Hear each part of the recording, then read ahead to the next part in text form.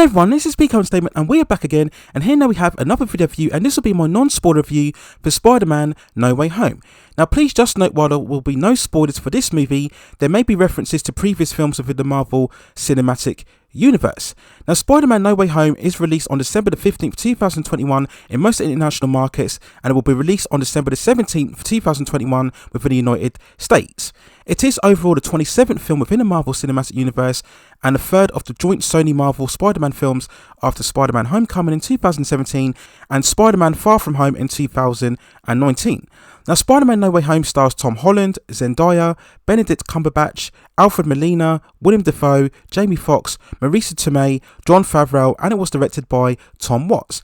Now the setup of Spider-Man No Way Home is that we continue the adventures of Peter Parker's Spider-Man and following the huge cliffhanger from Far From Home, where after his fight with Mysterio he had his identity exposed to the world. After seeing both his life and that of his friends falling apart as the world reacts to his identity, Peter Parker goes to Doctor Strange and asks him to cast a spell that will make people forget that he's Spider-Man. Doctor Strange agrees to do this, but things go wrong when Peter interrupts him during his spell, and this results in a multiversal event which sees the emergence of several villains from different universes. Now both Peter Parker and Doctor Strange desperately try to reverse the effects of the spell and ultimately have to make some difficult choices that could affect both Peter's destiny and those of his friends and family. Now there's been so much hype and anticipation surrounding No Way Home, and after watching it I have to say I really enjoyed it. It's very much that satisfying and crowd-pleasing comic book movie. There's plenty of fun, entertainment, spectacle, action, and yet it also has some impactful and emotional moments as well. It is for the most part, I would say, a self-contained story. You don't really need to watch any of the previous MCU films or I would say the previous Spider-Man films in order to understand exactly what is going on.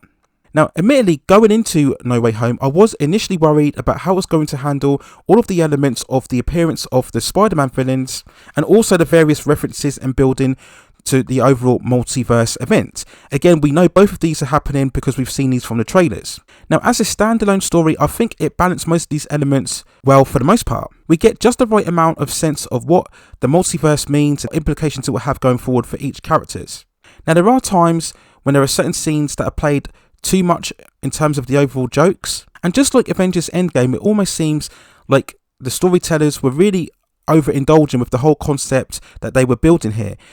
But when it comes to the more serious moments, this film definitely does deliver. And like Far From Home, the effects I thought were fantastic. Everything has such this bright, colourful and vivid energy. It reminded me so much of the classic 1990s animated series.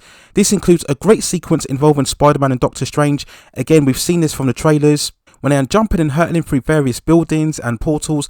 And this scene alone is just very much of an embodiment of the whole comic book imagination that we see right throughout this film. Now, for the most part, all of the actors I think are great within their roles. Now, I've always liked Tom Holland in his role as Spider-Man, and in this movie, he's great once again. We see Peter Parker go through the most dramatic arc, I think, out of all of the three movies here, and Tom Holland conveys again all of those emotions and feelings, while still at the same time being a very upbeat and bright personality, and this forever makes him a very rootable and likeable character. Like so many, I also love the chemistry that he has with Zendaya's MJ, and at this stage it's almost undeniable at this point. There's just such a natural fit together whenever they're on screen, and it never goes over the top. It's never played too much in terms of sentimentality or love story. I think Zendaya's MJ is able to stand on her own, and I think overall in terms of the trilogy itself, this is the best that she's performed out of all of the three films. The overall dynamic between Peter, MJ and Ned was good, and they managed to maintain that spirit and unity between these three characters all the way throughout this movie. Now we're going to talk about the villains, and we all know from the promotion and the trailers that the classic villains from both the Tobey Maguire films and the Andrew Garfield films will be appearing within this movie, so it's not spoilerific to talk about all of these characters. So first we had Wilem Dafoe as Norman Osborn, the Green Goblin, from the first Sam Raimi film, and to be honest, he was the one who made the most impact and presence out of them all. Alfred Molina's Doc Ock, of course, is very iconic from Spider-Man 2. He was also good, but he wasn't quite as menacing, I would say, and maybe was a bit too much played for laughs in certain scenes. Jamie Foxx returns as Electro. He looked fine. I'm glad that they made various improvements to his costume. If you remember from Amazing Spider-Man 2, he had far more of that blue look, that blue glow about him. It just looked really off, so they've toned that down a bit more, and it looks a far more better look on screen. He has a good few lines to begin with, but he kind of fades in and out of the film as it progresses.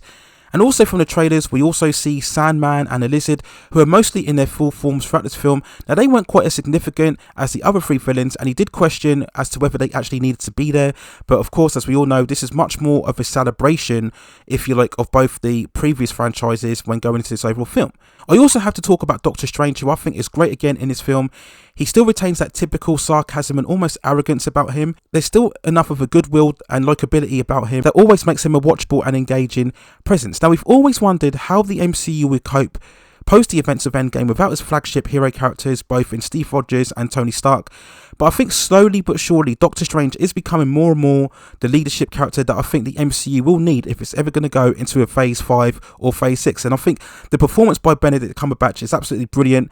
And I think if anybody's going to fill that more of a flagship role, I think Doctor Strange is the most ideal out of the current characters to do it. Now, for all of the film's merits, there are some issues. And as I stated before, I think some of the quick, snappy humour is a bit overplayed. Not all of the jokes land as much as I think the writers wanted it to. And it can sometimes slow down a bit the pace and momentum of the film.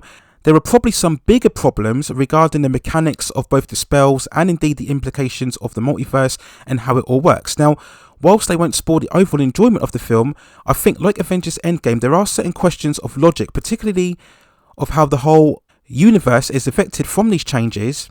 And this is always going to be a problem when dealing with this type of storyline. And as we've seen previously throughout the Marvel Cinematic Universe, in terms of the snapping of the universe, the 5-year gap, and now with all of the various spells and multiverse incarnations, the concepts don't quite hold. There's still many holes and queries about them. Now, to be honest with you, I think as a general viewer, you won't matter too much because I think this film as an overall story managed to do its job. But if you are much more of a hardcore fan and you followed these stories all the way throughout the universe, and also if you are very much in tune in terms of the comic book source material, you'll probably find more faults throughout all of the concepts that they're introducing here. And there are certain questions as to how the Marvel Cinematic Universe will move forward post the events of this film. Now, depending on where you are, this may spoil your overall enjoyment of the film or not. But I can envisage, as this film is watched by more people and the eventual spoilers do get disclosed, there will be people that will raise more issues as to how exactly the MCU can function going forward in a more coherent way. So if I had to give an overall score for Spider-Man No Way Home, I would give it a 7.9 out of 10. It's great fun and you'll really have a good time watching this film.